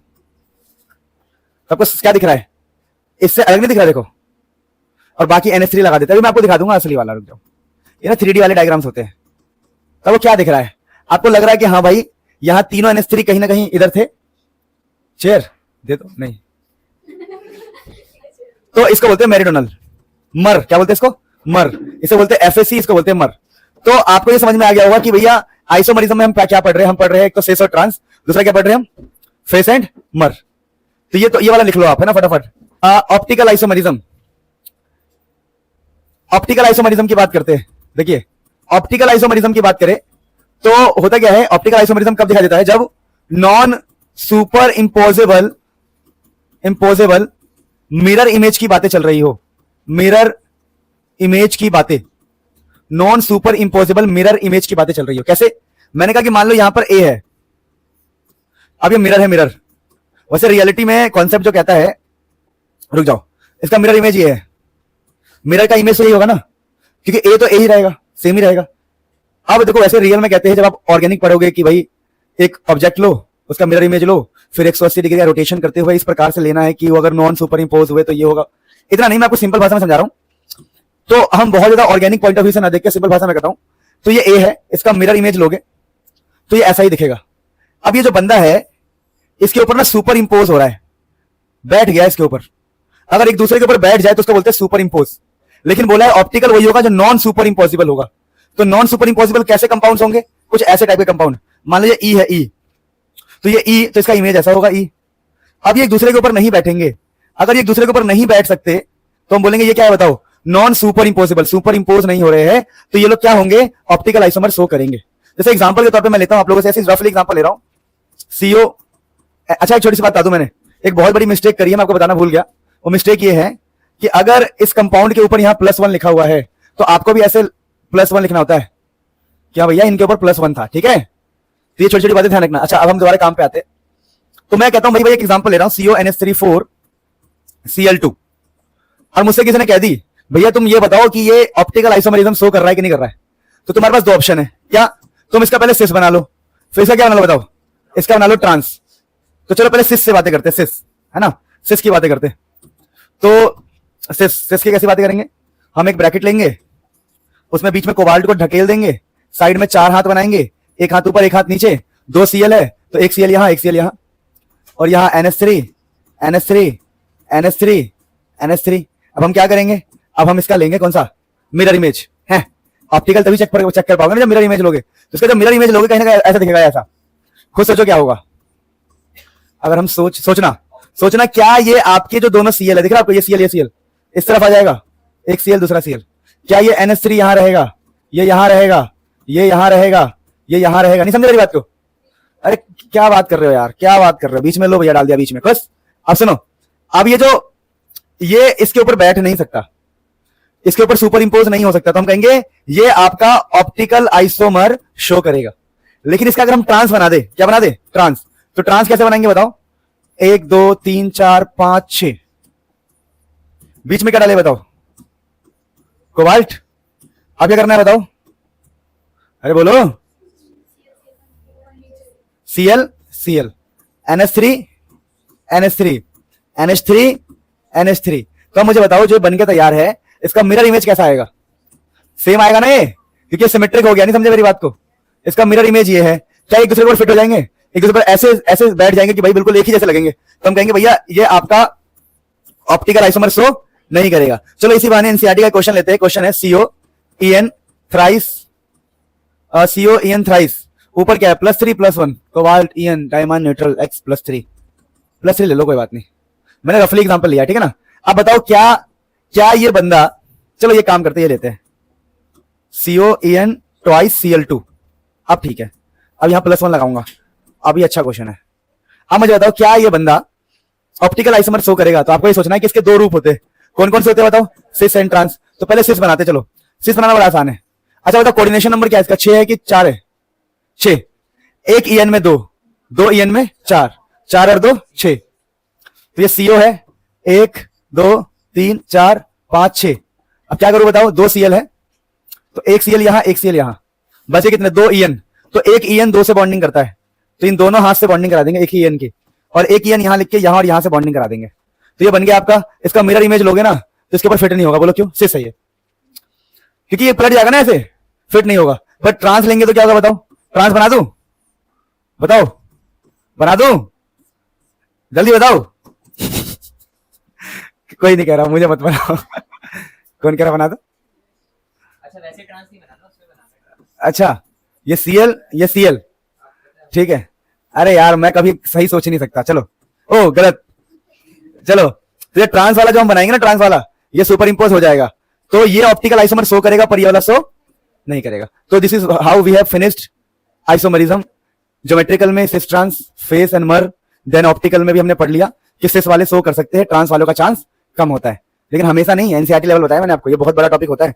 अब हम पढ़ने जा रहे हैं अगली थियरी जो ऑप्टिकल आइसोमर्स हमने देख लिया। हाँ, अगली थियरी चैप्टर में होती है Werner theory of coordination compound. Werner नाम के एक साइंटिस्ट, उन्होंने क्या बोला? उन्होंने बोला भैया कोई भी कोऑर्डिनेशन कंपाउंड आप लोगे, कोई भी कोऑर्डिनेशन कंपाउंड आप लोगे तो उसमें दो बातें होती है, उसमें दो बातें होती है। एक इसका नाम रखा सेकेंडरी वैलेंसी, जो लीगेंड सेटिस्फाई करता है। कह रहे कोऑर्डिनेशन कंपाउंड की 2 वैलेंसी होती है। एक जो लिगेंड्स, कितने लिगेंड्स है यहाँ पे 6, तो सेकेंडरी वैलेंसी 6 हो गई इसकी, 5 और 1 6। और ये जो सेकेंडरी वैलेंसी है टूट नहीं सकता, ये नॉन आयोनाइजेबल है। नहीं समझे मेरी बात को, ये पानी में बहेगा नहीं। बात समझ पा रहे हो? ये अंदर जो ब्रैकेट में होता है वो मजबूती के साथ होता है बहुत, ये टूटते नहीं है। फिर बाहर एक होगा आयोनाइजेबल, मतलब ये टूट सकता है, ये बाहर, जो बाहर होगा वो रिएक्शन में पार्टिसिपेट कर सकता है, वो बाहर है, वो अंदर नहीं, वो बाहर है, ये रिएक्ट कर सकता है, आयोनाइजेबल है। और इसको हम प्राइमरी वैलेंसी कह दिया करेंगे, ठीक है। और प्राइमरी वैलेंसी ही रिस्पॉन्सिबल होता है ऑक्सीडेशन नंबर के लिए। आप समझ, एग्जांपल लेता हूं, देखो ये Br माइनस है, 2 माइनस है, यहां पर क्या आएगा बताओ, +2। तो ऑक्सीडेशन नंबर कहीं ना कहीं इन +2 की हेल्प से निकलनी है। तो आयनाइजेबल होता है, ये आयन बन सकता है, इसी को प्राइमरी वैलेंसी बोला गया है। यानी कि हमारे जो ये भाई साहब है वर्नर्स अपनी थ्योरी दे रहे, कह रहे according to Werner's theory metal consist of 2 types of valencies called primary and secondary valency. Primary valency is equal to oxidation state, ठीक है। नहीं समझे मेरी बात को? अरे समझे नहीं समझे? ऑक्सीडेशन स्टेट के बराबर होगी। And secondary valency is valency satisfy by the ligand. Secondary valency ligand पर डिपेंड करेगा। कोई दिक्कत किसी को? कोई दर्द नहीं हो रहा होगा? दर्द हो भी रहा होगा तो कैसा होगा बताओ? मीठा मीठा। Very good. अरे गाना था ना, याद है तुम्हें? गाना था, पता नहीं उस गाने में क्यों था ये लाइन, आज तक नहीं समझ पाया मैं। सुना है, सुना है, सुना है? किसी ने नहीं सुना? अरे सबने सुना होगा मुझे लग रहा है। चलो कहानी क्या है, देखो ये लिखा हुआ है कि अगर ये Cl2 है तो यहां +2 होगा, और इसी की हेल्प से आप X निकालते हो ना, इससे कोऑर्डिनेशन निकालते हो। तो बेसिकली ये आयोनाइजेबल पार्ट होता है, अंदर वाला होता है non ionisable part. And secondary valency corresponds to coordination number. जितना भी कोऑर्डिनेशन नंबर होगा, कितना कोऑर्डिनेशन नंबर 6, तो इसकी सेकेंडरी वैलेंसी भी 6 होगी। अच्छा, इसके ऊपर ना क्वेश्चन, वर्नर्स के ऊपर क्या क्वेश्चन पूछे जाते हैं? वर्नर्स के ऊपर क्वेश्चन ऐसे पूछे जाते हैं कि calculate the number of ion produced. कह रहा है भैया या को पानी में डाल दोगे तो कितने आयन्स मिलेंगे? तो देखो 3 Cl मिलना है तो फिक्स है, तो आंसर क्या हो गया? 3 नहीं, आंसर हो गया 4। क्योंकि मूर्खो अगर ये NaCl है और पानी में डालोगे तो अगर एक Cl है तो दूसरा प्लस का भी तो है ये, तो एक Cl है तो ये भी तो एक आयन ही है, तो ये 2 है। वैसे ही अगर 3 Cl है तो एक पूरा का पूरा ये भी तो होगा, तो कितना होगा? 4। तो Cl अलग मिल जाएंगे, ये अलग मिल जाएगा, 4 आयन सबको मिलने वाले। ये किसी मूर्ख ने मेरे नोट्स में लिख दिया है। अरे ये नोट्स पुराने वाले हैं ना, तो बच्चों ने ऐसे मजे ले लिए इसके साथ। अच्छा, कुछ ऐसे क्वेश्चन आपको एग्जाम में देखने को मिलेंगे मित्रों। क्वेश्चन कहेंगे भैया देखो एक कंपाउंड था कुछ CrCl3.6H2O और हमने उसमें AgNO3 डाल दिया। AgNO3 डालने के बाद हमें मिलता है 2AgCl। 2AgCl क्यों भाई? 2AgCl क्यों मिल रहा है हमें? उसके पीछे रीजन अब वो कह रहा है कि चलो 2AgCl मिल गया ना आपको, अब मुझे बताओ कि मतलब एक कंपाउंड है उसमें ये डाला तो 2AgCl मिला, तो बताओ भैया कोऑर्डिनेशन कंपाउंड कैसा दिखता होगा? अच्छा, तो हम बोलेंगे भैया अगर आपको Ag डालने पर 2 Cl मिले हैं तो पक्का 2 Cl ही बाहर थे। ये समझे? क्योंकि जो बाहर होता है वही क्या होता है, बॉन्डिंग में या इधर उधर। तो अगर आपने Ag डाला और 2 Cl उससे संपर्क की तो 2 Cl बाहर रही होगी। अच्छा, 3 Cl में 2 बाहर है तो 1 Cl अंदर है, 1 Cl क्या है? अंदर। अब बचे क्या? Cr, तो Cr यहां डाल दिया हमने, तो Cr का काम हो गया, Cl का काम हो गया। अब बचा पानी। तो आपको पता है कि हम ना 6 तक बढ़ते हैं तो 5 पानी हो सकता है। अंदर कितने बंदे रखते हैं बताओ? अंदर वी कैन पुट 6, कितने? 6 रख सकते हैं। तो आप खुद सोचो लॉजिकली, अगर 6 पानी है तो 6 में से 5 ही पानी अंदर रख सकते हैं, तो बचा हुआ 1 पानी कहां होगा बताओ? तो इस प्रकार से हम प्रिडिक्शन करते हैं किसी भी कोऑर्डिनेशन कंपाउंड का। मान लो ये क्वेश्चन है, क्या कह रहे हो? कह रहे हो COCl3.6NH3, कह रहा है AgN3 डालने पर 3 AgCl मिलेगा, तो बताओ भाई कोऑर्डिनेशन कंपाउंड कैसा रहा होगा? तो हम कहेंगे मूर्ख, क्या कहेंगे? मूर्ख, 3 Cl बाहर रहा होगा पक्का। अब 3 Cl थे और तीनों ही बाहर है, तो क्या CO और NH3 हम अंदर कितने रख सकते हैं बताओ? 6, तो पूरे के पूरे अंदर रख देंगे, बाहर रखने की जरूरत नहीं है। तो इस प्रकार से बुद्धि लगाया जाता है। अगर बुद्धि ना हो तो कोई बात नहीं, कुछ ना कुछ कर ही लोगे। तो कहानी क्या है देखो, स्पेक्ट्रोकेमिकल सीरीज में बता रहा था कि हमने ना स्ट्रॉन्ग फील्ड लिगेंड को आगे रखा है। ये सारे हमारे स्ट्रॉन्ग फील्ड लिगेंड की कैटेगरी में है। रियल में देखे तो बहुत बड़ा ऑर्डर होता है, पर सबको याद नहीं कर सकते, इसलिए मैंने काम के लिख दिए। स्ट्रॉन्ग फील्ड की शक्ति होती है पेयरिंग कराना। ये पेयरिंग क्या होता है क्वेश्चन करेंगे तो समझ में आएगा। दोबारा बोल रहा हूं, VBT हम समझने जा रहे हैं, और VBT के लिए आपको बस बेसिक ध्यान रखना जो मैंने आपको बताया। VBT के लिए आपको स्टार्टिंग में सब याद करना है, फिर अपने आप आपको आइडिया लग जाएगा। एक क्वेश्चन कराऊंगा तो जैसे कह रहा है कि देखो कोऑर्डिनेशन नंबर अगर 4 है तो हम sp3 या dsp2 बोलेंगे, अगर कोऑर्डिनेशन नंबर 6 है तो हम sp3d2 बोल दिया करेंगे, समझे मेरी बात को, या d2sp3 बोल दिया करेंगे। ये सब क्या है बाद में पता लगेगा, वेट करो। अब ना आपको मैं क्वेश्चन लेता हूं, फिर आपको पूरी VBT समझाता हूं। देखिए जब भी आपको कोई भी क्वेश्चन आएगा VBT के ऊपर, तो आपसे कुछ क्वेश्चंस पूछे जाते हैं। 3 नंबर में आता है, क्या क्वेश्चन है देख लेते, रुक जाओ। क्वेश्चन आएगा मैग्नेटिक बिहेवियर, कि कंपाउंड जो है पैरामैग्नेटिक है, डायमैग्नेटिक है, स्पिन कैसा है उसका, डाया है, पैरा है, हाइब्रिडाइजेशन क्या है, सब समझ में आएगा। वेट करो, बस एक क्वेश्चन लेके करवा रहा हूं। देखो क्वेश्चन ये है, ध्यान रखना, CONH3 6 ऊपर +3। कोई भी क्वेश्चन आए, कोई भी क्वेश्चन पूछे, अभी वेट करो, सब समझ में आ जाएगा अपने आप। वेट करो, आपको सबसे पहले क्या करना है, कुछ नहीं करना, आपको कोबाल्ट लिख दो। 20 कितना होता है 7। इसका इलेक्ट्रॉनिक कॉन्फ़िगरेशन हमने डी एंड डेवलप में सिखाया है। आर्गन के बाद ऐसे करते, देखो 3D4S लिख देते हैं, 7 देते हैं डी को, 2 देते हैं एस को, आर्गन के बाद।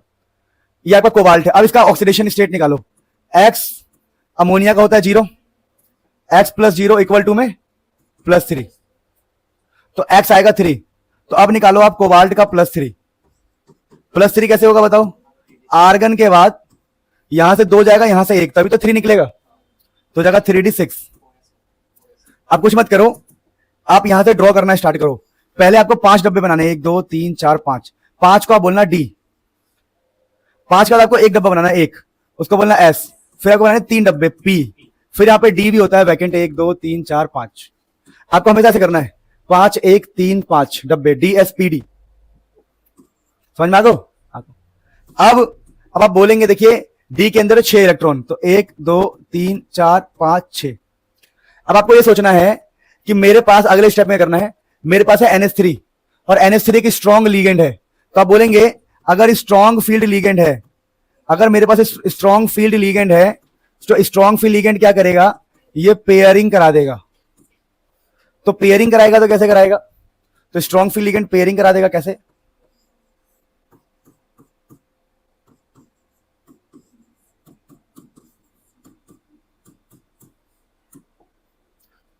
देखो पेयरिंग कैसे कराएगा, यहां पर देखना, ये दोनों जो है, यहां पर ये दोनों सिंगल है, इनकी पेयरिंग हो जाएगी।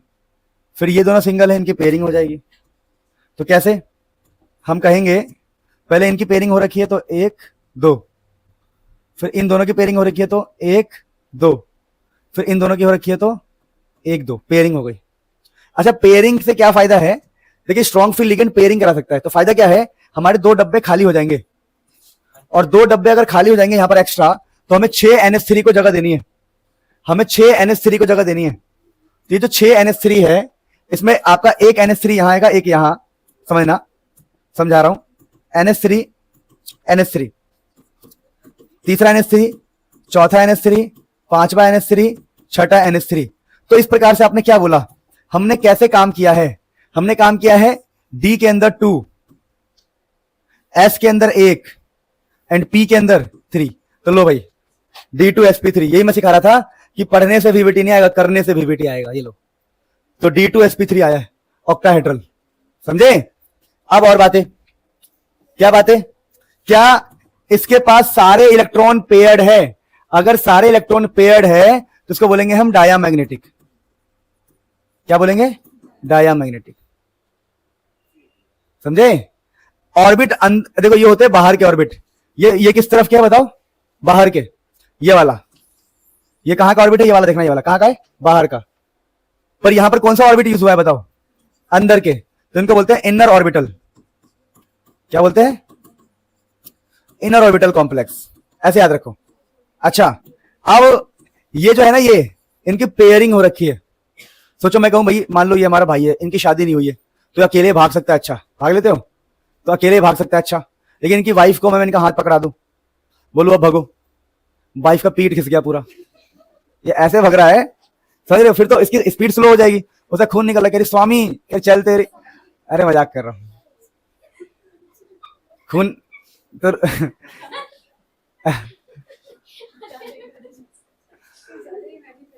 अच्छा, इमेजिन कर लिया कि ये भाग रहा है, वाइफ घिस रही है,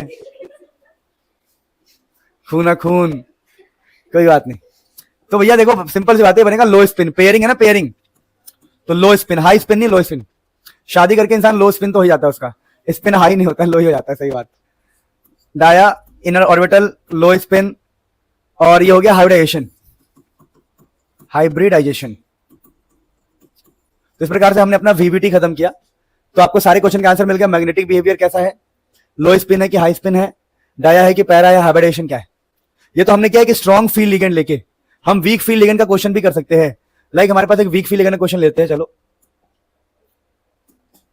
ये देखो COF6, COF6 में देखो ध्यान से, तो COF6 में आप देखो क्या है, पहले मैंने कोबाल्ट का लिख दिया, देखो कोबाल्ट का 3D7 4s2 दिख रहा है आप लोगों को? नहीं दिख रहा? अरे बताओ, 3D7 4s2, फिर कोबाल्ट प्लस 3 क्या हो गया 3D6, ऐसे ही बना था, याद है आपको? फिर एक बार हमने बोला F fluorine is a weak field ligand, pairing नहीं होगी, पेयरिंग नहीं होगी तो सेम टू सेम रहेगा। अब हम भरना कहां से स्टार्ट करेंगे बताओ? अब हम भरना यहां से स्टार्ट करेंगे, 1 2 3 4 5 6, हमें 6 फ्लोरीन भरना है। तो हमने एक S यूज किया, एक S, 3P और D2। तो बताओ हमने बाहर के ऑर्बिट यूज किया कि अंदर के यूज किए? बाहर। अरे यहां पर पेयरिंग नहीं हुआ ना, हाँ, तो वही सब लिखा है देखो, ड्यू टू अनपेयर्ड इलेक्ट्रॉन, यहां पर क्या है, ये होगा पैरामैग्नेटिक, आउटर का ऑर्बिट यूज हुआ है। फिर हाई स्पिन, अकेला है ना, अकेला ये भग रहा है, कोई दिक्कत ही नहीं है। साड़ी में बीवी भगे तो दिक्कत हो जाती है, ठीक है ना। और हाइब्रिडेशन क्या निकली, sp3d2। कर लोगे क्वेश्चन? सिंपल, अगर स्ट्रॉन्ग फील्ड लिगेंड है तो यहां पेयरिंग करा के अंदर से भरना स्टार्ट करो, और वीक फील्ड लिगेंड है तो पेयरिंग नहीं होगा। तो इस प्रकार से हमने क्या पढ़ा बेटा, VBT हमारा खत्म हुआ। अब हम पढ़ने जा रहे हैं CFT। एक बार रीड कर लो, मैं सांस लेता हूं। स्टार्ट कर रहे हैं CFT। CFT होता है क्रिस्टल फील्ड थ्योरी। इसमें क्या होता है समझा रहा हूं। फील्ड का मतलब समझो, फील्ड जब एक मेटल को लिगेंड से घेर लेते हैं तो इसको बोलते हैं स्फेरिकल फील्ड। क्या बोलते हैं? Spherical field. तो एक मेटल को लिगेंड ने घेर रखा है तो इसको बोलते हैं स्फेरिकल फील्ड। लेकिन प्रॉब्लम क्या है कि मेटल के पास होता है ऑलरेडी इलेक्ट्रॉन। मेटल के पास क्या होता है, और ये लिगेंड से, जो लिगेंड्स होते हैं, लिगेंड्स के इलेक्ट्रॉन को अपने पास रखना चाहता है। नहीं समझे? जैसे मैंने कहा मेरे पास 1 करोड़ रुपए है पर मेरे 10 रुपए गिर गए, तो मैं चाहूंगा कि भाई कहीं और से ज्यादा पैसा ले आ जाए। ऐसा ही होता है, अमीर लोग ना चाहते हैं कि जितने है उतना रहे या बढ़े, कम ना हो। अक्सर ऐसा होता है। सेम यहाँ पर हाल ऐसा ही है कि ये मेटल पॉजिटिव है, अपने पास खुद का इलेक्ट्रॉन भी है, पर इलेक्ट्रॉन रखना चाहता है। तो ऐसा कहा जाता है कि ना जो इलेक्ट्रॉन वाली स्पीसीज होगी, मान लो Cl- है या Cn- है या NH3 है, ये सब नेगेटिव पार्टिकल की तरह बिहेव करते हैं और इनको अप्रोच करेंगे। तो अप्रोच करने से क्या होगा, इनके जो ऑर्बिटल में पहले से इलेक्ट्रॉन है और एक्स्ट्रा इलेक्ट्रॉन डाल रहे हो, तो वहां पर कहीं ना कहीं रिपल्शन स्टार्ट होगा, एनर्जी बढ़ने लग जाएगी। और एनर्जी बढ़ेगी तो क्या होगा बताओ, वो टूट सकता है। फॉर एग्जाम्पल ये भाई है, मान लो इस भाई का हाथ पैर पकड़ के तुम उसको ऐसे ऐसे करते रहो, एक टाइम आएगा कि हाथ पैर जाएगा। वही वाली बात है कि यहां पर एनर्जी इसकी बढ़ती रहती है। देखो क्रिस्टल फील्ड में जो आपका ये फ्री मेटल है उसका डी ऑर्बिटल का एनर्जी बढ़ने लगेगा। चलो मैं तुम्हें दिखाता हूं तब समझ में आएगा। तो क्रिस्टल फील्ड थ्योरी क्या कहता है कि जब लिगेंड्स, सुनो, देखा स्प्लिटिंग इन ऑक्टाहेड्रल फील्ड। अभी हम ऑक्टाहेड्रल ले रहे हैं। ऑक्टाहेड्रल का मतलब कोऑर्डिनेशन नंबर कितना होगा, 6। हमने माना कि 6 लिगेंड से घेर के खड़े, 6 लिगेंड से बॉन्डिंग हो रही है। तो हो क्या रहा होगा, जो मेटल का फ्री मेटल जो होगा, इधर देखो ये जो है ना, ये है फ्री मेटल का D orbital, D subshell of free metal. ध्यान दो क्या है बताओ मुझे, ये डी है, डी ऑर्बिटल से फ्री मेटल का, और ये ऊपर की तरफ है एनर्जी। तो आप देखोगे तो जब उसको लिगेंड से अप्रोच करते, देखो average energy in spherical crystal field, जब लिगेंड से अप्रोच कर रहे तो इसकी एनर्जी बढ़ गई, ऊपर चला गया ना, ऊपर ये ऊपर मतलब एनर्जी। और फिर एक टाइम आएगा कि वाइब्रेशन की वजह से, कंपन की वजह से इसके 2 हिस्से हो जाएंगे। एक हिस्से का नाम होता है T2G और एक हिस्से का नाम है EG। तुम्हें T2G कैसे याद रहेगा, जिसमें 3 डब्बे हो, T2G 3 अक्षर का शब्द, 3 डब्बे। EG मतलब 2 का और 2 डब्बे। समझ आया? अब यहां से निकल, इनके बीच की एनर्जी होती है, देखो एनर्जी गैप, नीचे वाले और ऊपर वाले में एनर्जी गैप होगा, उसको बोलते हैं crystal field splitting energy gap, delta not. यह है splitting energy gap, splitting energy gap. समझे? अब कहानी क्या है कि इसका नाम होता है बैरी सेंटर, जो बीच से निकलता है इसका नाम होता है बैरी सेंटर। ये जो लाइन है, लाइन बीच से निकल रही है, इसको बैरी सेंटर बोलते हैं, पर आपको नीड नहीं है इतनी ज्यादा, मुझे स्पेलिंग भी याद नहीं इसकी, बैरी सेंटर। अब कहानी क्या है, कहते हैं कि सेंटर से ऊपर की एनर्जी होगी 3/5 और इसकी होगी 2/5। डेल्टा नॉट मतलब स्प्लिटिंग का मतलब, ये पूरा है डेल्टा नॉट, पर 3 पंचाई ऊपर है और 2 पंचाई नीचे। पंचाई चौथाई से पंचाई निकाल दिया मैंने, मजाक कर रहा हूं। 3/5 ऊपर है और 2/5 नीचे इस पूरे का, समझे? तो यही है, बस खत्म हो गया CFT क्रिस्टल फील्ड थ्योरी। तो तुम बोलोगे कहना क्या चाहते हो? कहना ये चाहता हूं कि एक डी ऑर्बिटल है, डी सबसेल है, जब उसके अंदर, जब उसको नेगेटिव पार्टिकल अप्रोच करेंगे मेटल को, तो इसकी एनर्जी बढ़ेगी, बढ़ गई एनर्जी, फिर एनर्जी इतनी बढ़ जाएगी, टूट जाएंगे। टूटने पे एक लो लेवल, एक हाई लेवल, एक का नाम है T2G, एक का नाम है EG। उनके बीच का जो गैप है, एनर्जी का गैप, उसको बोलते हैं splitting energy gap, crystal field splitting energy gap. या एनर्जी गैप बोल देते हैं सिंपल। डेल्टा नॉट से उसको रिप्रेजेंट करते हैं, बस खत्म हो गया। ये हमने ऑक्टाहेड्रल में किया है, सेम टेट्राहेड्रल में भी कर सकते हैं। देखो टेट्राहेड्रल में क्या है समझा रहा हूं, देखो ये रहा splitting in octahedral crystal field हो चुका है, done, we have done this. Now tetrahedral, tetrahedral में क्या होगा, सेम वही, ये फ्री आयन है, फिर एवरेज एनर्जी बढ़ गई, फिर ये टूट गया।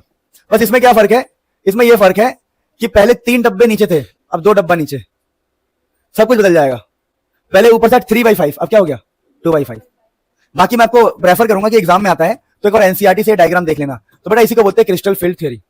हाँ, यहाँ एक बात ध्यान रखना, कई बार ऐसा क्वेश्चन आता है कि यार ये जो डेल्टा नॉट है वो ज्यादा हो गया है एज कंपेयर टू पीपी, मतलब पेयरिंग एनर्जी, और कह रहा है कि डेल्टा नॉट ज्यादा है यार और मुझे 4 इलेक्ट्रॉन भरने हैं।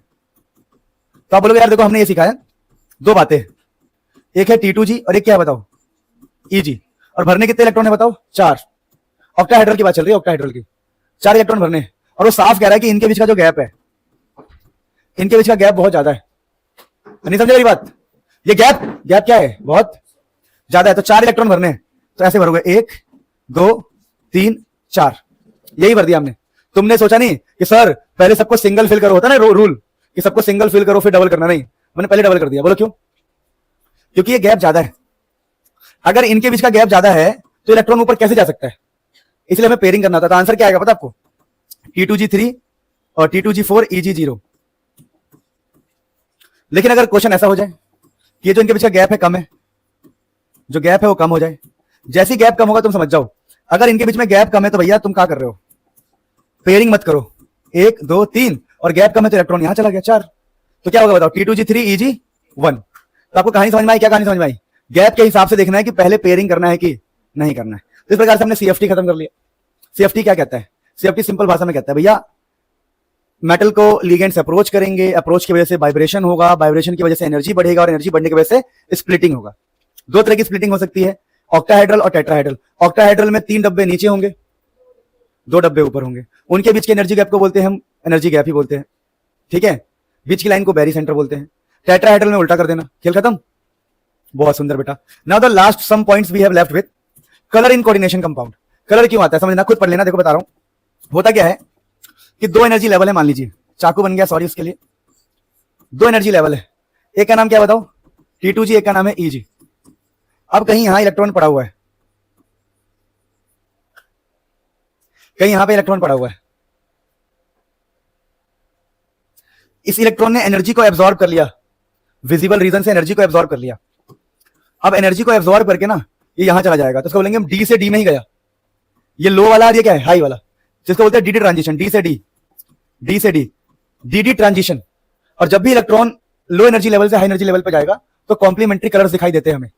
तो लिखा गया है इट एब्जॉर्ब्स लाइट फ्रॉम, कह रहा है कलर इन कोऑर्डिनेशन कंपाउंड, भैया क्या है, it absorbs light from visible range and transition of electron from lower D energy level to higher D energy level, and this is called DD transition. This is the reason behind colour, this is the reason behind. तो समझ में आया कि क्या होता है DD transition. क्या तुम लोगों ने घर पे इसके नोट्स बना लिए पहले ही, शर्म आई नहीं बनाए तो देखो बिना नोट से कैसे पढ़ रहे हो, समझा रहा हूं इतना बढ़िया, सब समझ में भी आ रहा होगा, इजी है, कितना टफ नहीं है, फिर भी आपको करना तो चाहिए ना घर पे। अब सुनो, अब एक लास्ट टॉपिक होता है बॉन्डिंग इन मेटल कार्बोनिल। अब तुम बोलोगे ये मेटल कार्बोनिल क्या है, बता रहा हूं। देखो होता क्या है, देखो एक मेटल और एक यहां पर कार्बन दिखाई देगा, मेटल और कार्बन के बीच में जब बॉन्ड बनता है ना तो उसको बोलते हैं ऑर्गेनोमेटेलिक कंपाउंड। क्या लिखा है, bonding in metal carbonyl, metal carbon, तो लिखा है compounds which have at least 1 metal carbon bond called organometallic compound.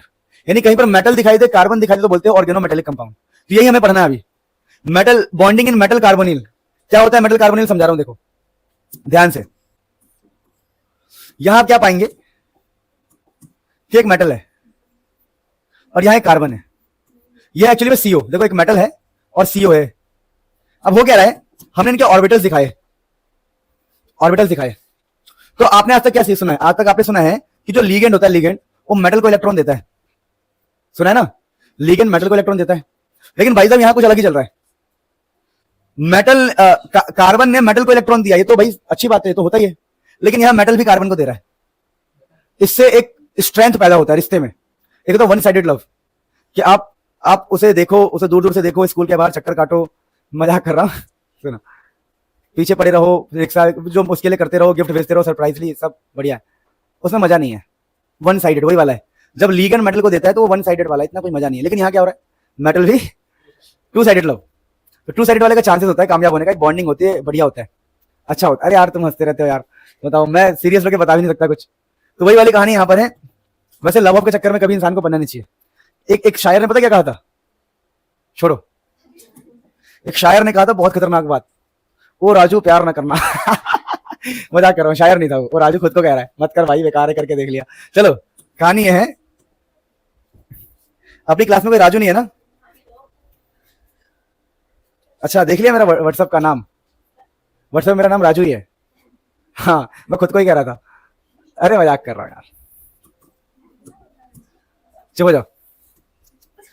Metal, तो यहां हो क्या रहा है देखो, जब कार्बन मेटल को इलेक्ट्रॉन देता है तो सिग्मा बॉन्ड बनता है, लेकिन मेटल बड़ी चालाकी से इनके anti bonding pi star anti bonding orbital में मेटल भी इलेक्ट्रॉन डाल देता है।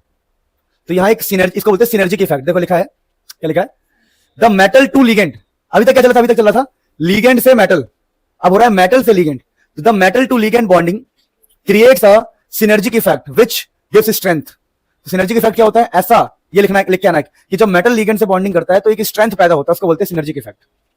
ठीक है, अब कहानी क्या है, थियरी पढ़ो। थियरी क्या है, ये रहा थियरी पूरा, कि the metal carbon sigma bond is formed by donation of a lone pair by the carbonyl, carbon के द्वारा है ना, to vacant orbital of metal. जब कार्बन मेटल को दे रहा है तो बन रहा है सिग्मा बॉन्ड, ठीक है। लेकिन साथ ही साथ the metal carbon pi bond, यहां पाई बॉन्ड बन रहा है, ऊपर वाला पाई था, donation of a pair of electron from a field D orbital of metal, कह रहा है मेटल के डी ऑर्बिटल से, मेटल अपने ऑर्बिटल से इलेक्ट्रॉन निकाल के दे रहा है, वैकेंट खाली ऑर्बिटल किसके, pi star orbital of carbon. तो मेटल अपने ऑर्बिटल से इलेक्ट्रॉन निकाल के कार्बन के ऑर्बिटल में डाल रहा है, तो वहां पर पाई बॉन्ड बन रहा है। और ये अब ये बड़ा अजीब सा हो गया ना, कि पहले क्या था कि भैया कोई कार्बन है, कोई लीगेंड है, मेटल को दे रहा है, बात खत्म। अब लीगेंड मेटल को दे, मेटल लीगेंड को दे, तो एक बड़ा बढ़िया सा प्रेम संबंध, क्या बोल रहा हूं मैं, एक स्ट्रेंथ पैदा होता है यहाँ पे। बच्चे का नाम स्ट्रेंथ नहीं है मजाक कर रहा हूं। अब अगला लास्ट टॉपिक होता है इसके अंदर, यूज ऑफ कोऑर्डिनेशन कंपाउंड। याद लेना, बायोलॉजिकल सिस्टम में हीमोग्लोबिन और आपका विटामिन B12, इन सब में क्या होता है, आयरन किसके अंदर होता है, हीमोग्लोबिन में, है ना। तो बायोलॉजिकल सिस्टम में कौन से कोऑर्डिनेशन कंपाउंड है, ये सब याद करना खुद ही। मेडिसिन के अंदर है, मेटलर्जीज के अंदर है, तो ये आपके ऊपर छोड़ रहा हूं कि यूज याद कर लेना। ऐसे आएगा एग्जाम में question, right 3 uses of coordination compound, आप बोल देना बायोलॉजिकल, मेडिसिन। देखो तुम्हें कुछ समझना है ना, तो साइंस का यूज होता है हमेशा, केमिस्ट्री का यूज मेडिसिन में हो जाता है। कुछ नहीं समझ में आए मेडिसिन लिख दिया करो, वो खुद ही सोचेगा हाँ होता हुआ क्यों काटू भाई, अगर हुआ तो नहीं समझे मेरी बात, कि क्या पता किसी मेडिसिन में होता है, इस बच्चे ने स्पेशल मेडिसिन लिया हो। ठीक है, मजाक कर रहा हूं। बस ये याद कर लेना कि खून के अंदर किसका कोऑर्डिनेशन, हेमोग्लोबिन के अंदर कौन सा होता है, और क्लोरोफिल के अंदर कौन सा होता है। ठीक है, तो इस प्रकार से चैप्टर खत्म होता है। इसमें एक और टॉपिक होता है छोटा सा, एक टॉपिक क्या होता है, डबल सॉल्ट। पिज्जा आ गया तुम लोगों का? एक होता है डबल सॉल्ट, और एक तो कोऑर्डिनेशन कंपाउंड हम जानते हैं, कॉम्प्लेक्स कंपाउंड। तो डबल सॉल्ट क्या होता है, बेसिकली बता रहा हूं मैं आप लोगों को। जैसे कि हम सॉल्ट्स को ना, सब कुछ छोड़ो, मैं आपको होमवर्क में देता हूं। डबल सॉल्ट क्या है और कोऑर्डिनेशन तो आपको पता ही है, बता रहा हूं, सुनो थोड़ा एग्जांपल देता हूं। कॉम्प्लेक्स वाले होते हैं ना, जैसे ब्रैकेट है, तो ब्रैकेट टूट नहीं सकता, तो ये अपनी आइडेंटिटी लूज नहीं करते, ये आयोनाइज नहीं होते, ये टूटते नहीं है। और जो सिंपल सॉल्ट होते हैं हमारे, वो पानी में घुल जाएंगे, टूट जाएंगे। तो इनके बीच में डिफरेंस पता करना होता है, एग्जाम में कई बार आ जाता है। तो ये मैं आपको होमवर्क दे रहा हूं अपनी तरफ से, कि जो नॉर्मल सॉल्ट होता है डबल सॉल्ट जैसा, और कॉम्प्लेक्स कंपाउंड होता है, दोनों में फर्क क्या है। ये टूटते नहीं है, टूट जाते हैं। ये अपनी आइडेंटिटी, अपनी पहचान नहीं भूलते पानी के अंदर, ये पानी के अंदर गायब हो जाएंगे इधर उधर। और इनके एग्जाम्पल लिख देना, खेल खत्म। सो मेरे according this is the end of this chapter. अब तुम लोगों को पार्टी देते हैं तगड़ी।